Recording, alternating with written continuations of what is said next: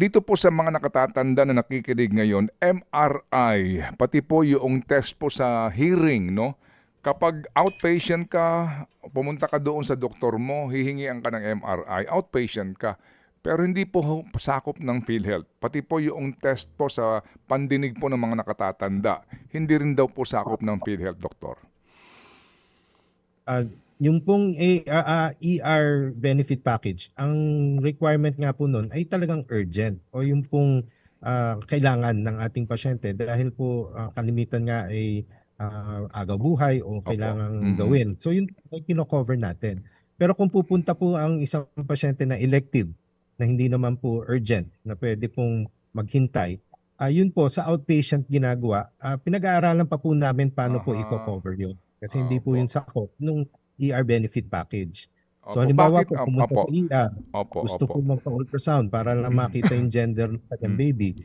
Hindi po yun pwede kasi hindi naman po yun life-threatening o urgent. Sige po, sa inyo pong pinag-aaralan pa. Pero Doc, ano ho kaya yung logic doon sa inyo pong kampanya na pati ng DOH na mas maganda, mas maaga ka magpatingin sa iyong kondisyon para maiwasan ang paglubha ng iyong karamdaman?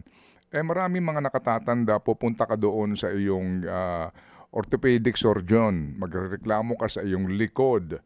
Hindi po ba, magreklamo ka sa iyong leeg na bakit ba lagi ako may stiff neck, yung pala may problema na sa iyong cervical spine.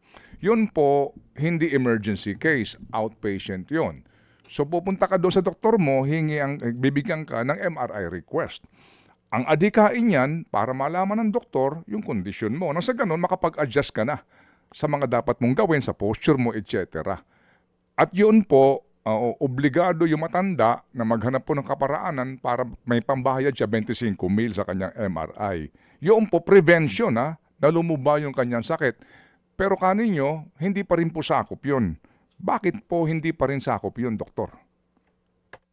So yung una po yan, meron na po tayong primary care. So ang tumitingin ka po ay yung doon sa aming yaman ng kalusugan para mailayo sa sakit ay mga family medicine, internal medicine o yung generalist.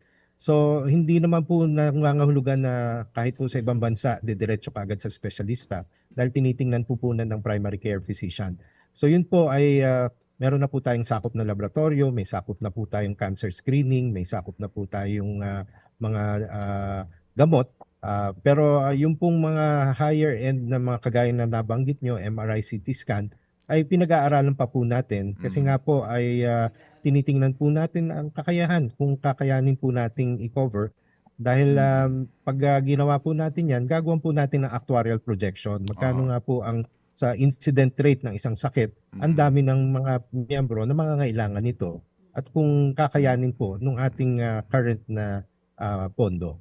Mga kapatid, patuloy po kayong tumutok sa 105.9 True FM para sa totoong balita, impormasyon, music and entertainment. Mag-subscribe sa aming YouTube channel at podcast at sundan nyo kami sa Facebook, Instagram, X at TikTok sa True Network PH. Bisitahin din po ang aming official website, truefm.ph.